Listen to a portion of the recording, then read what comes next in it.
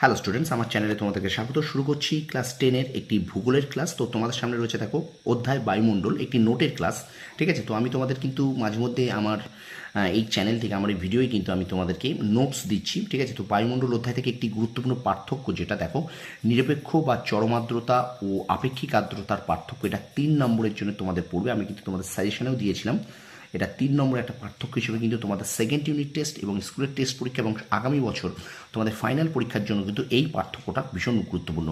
তো আমি তোমাদেরকে টেক্সট থেকে খুব সহজ ভাষায়, খুব টেক্সট ধরে ধরে আমি তোমাদেরকে এই নোটগুলো দিচ্ছি। ঠিক আছে, তো যারা টিউশনি পড়ছো না, যাদের কাছে টিউশনি পড়ার মতো ক্ষমতা নেই, তারা অবশ্যই আমাকে একটু হোয়াটসঅ্যাপ করো 9734630593। কোন নোটসটা তোমাদের দরকার বা ইউটিউবে কোন নোটসটা দিলে তোমাদের ভালো হয়। ঠিক আছে, তো কল কেউ করবে না প্লিজ, বারবার বলছি, তোমরা শুধু হোয়াটসঅ্যাপ করবে। কি বললাম, তোমরা শুধু হোয়াটসঅ্যাপ করবে এই নাম্বারটায় 9734630593, এই নাম্বারটায় হোয়াটসঅ্যাপ করো, যে শুধু লিখবে দাদা বা স্যার আমাদেরকে এই নোটসটা আপনি ইউটিউবে দিয়ে দিন। ঠিক আছে, বা আমাকে হোয়াটসঅ্যাপে দিন, আমি তোমাদেরকে পাঠিয়ে দেবো। ঠিক আছে, তো কার কি সমস্যা আছে তোমরা অবশ্যই একটু কমেন্ট সেকশনে কমেন্ট করো। অনেকে দেখছো তারা কমেন্ট করছো না, কমেন্ট করো, লাইক করো, শেয়ার করো, আর অবশ্যই কিন্তু আমার চ্যানেলে সাবস্ক্রাইব করো। যারা অনেকেই আছো যারা সাবস্ক্রাইব করছো না, তারা সাবস্ক্রাইব করে রেখো, তোমাদের অবশ্যই তোমাদের উপকারে দেবে। ঠিক আছে, তো চলো শুরু করে দিই। ক্লাস 10 ভূগোলের একটি নোটস, নিরপেক্ষ বা চরম আর্দ্রতা ও আপেক্ষিক আর্দ্রতার পার্থক্য 3 নম্বরের জন্য। দেখে নাও কত সহজ। দেখো, নিরপেক্ষ বা চরম আর্দ্রতা, আপেক্ষিক আর্দ্রতা, দেখো এখানটায় সংজ্ঞা, ভিত্তি বা বিষয়, তোমরা এখানটা ভিত্তি আছে, এখানে তোমরা বিষয়ও দিতে পারো। ঠিক আছে, এটাকে বিষয় তোমরা লিখতে পারো, বিষয়।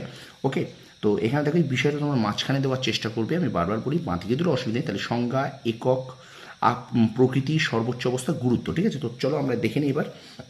প্রথমে দেখো সংজ্ঞা ভিত্তি হিসেবে কী বলছে, বিষয়ের সংজ্ঞা। নিরপেক্ষ আর্দ্রতায় দেখো, নির্দিষ্ট উষ্ণতায় প্রতি ঘনমিটার বায়ুতে যত গ্রাম জলীয় বাষ্প থাকে তাকে বায়ুর চরম বা নিরপেক্ষ আর্দ্রতা বলে। আপেক্ষিক আর্দ্রতার সংজ্ঞাটা কি, নির্দিষ্ট উষ্ণতা ও চাপে নির্দিষ্ট আয়তনের বায়ুতে উপস্থিত ও প্রয়োজনীয় জলীয় বাষ্পের আনুপাতিক শতকরা পূর্ণ মানকে আপেক্ষিক আর্দ্রতা বলে। ঠিক আছে, আচ্ছা এবার দেখো একক কী আছে, নিরপেক্ষ আর্দ্রতার একক, নিরপেক্ষ আর্দ্রতার গ্রাম বা ঘনমিটার এককে প্রকাশ করা হয়। আপেক্ষিক আর্দ্রতা দেখো শতকরা এককে প্রকাশ করা হয়। আচ্ছা, নিরপেক্ষ আর্দ্রতার প্রকৃতি দেখো, বিষয় কী আছে, উষ্ণতা বাড়লে নিরপেক্ষ আর্দ্রতা বাড়বে, উষ্ণতা বাড়লে আপেক্ষিক আর্দ্রতা কমবে। আচ্ছা এবার দেখো সর্বোচ্চ অবস্থা, নিরপেক্ষ বা চরম আর্দ্রতার দেখো সর্বোচ্চ নিরপেক্ষ আর্দ্রতা বর্ষাকালে দেখা যায়। আচ্ছা, সর্বোচ্চ আপেক্ষিক আর্দ্রতা ভোরবেলায় দেখা যায়। এবং শেষ পয়েন্টটা দেখো যে নিরপেক্ষ আর্দ্রতার গুরুত্ব, আবহাওয়ার ক্ষেত্রে চরম বা নিরপেক্ষ আর্দ্রতার তেমন গুরুত্ব নেই।